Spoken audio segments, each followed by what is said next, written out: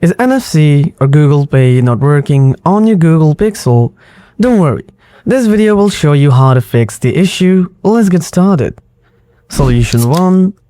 Make sure NFC is enabled with Google Wallet as the default app. First confirm NFC is turned on. Open Settings on your Pixel phone. Then go to Connected Devices. Now tap Connection Preferences and tap NFC. Make sure that NFC is on. Without NFC being enabled, contactless payments will not work. After that, tap Contactless Payments. Then choose Google Wallet as the default app. If another app is set, NFC payments may fail. Solution 2. Clear NFC service cache.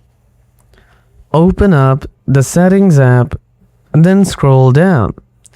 Next, tap on Apps. After that, tap See All below. Then tap on three dots icon on the top right. After that, tap Show System. Then tap on the Find icon on the top right.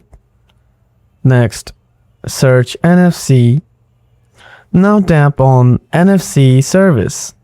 Then tap on Storage and Cache. Here, tap on Clear Cache. Solution 3. Clear Google Wallet Cache. Go to Settings on your Pixel phone. Now tap Apps. Then tap See All Apps.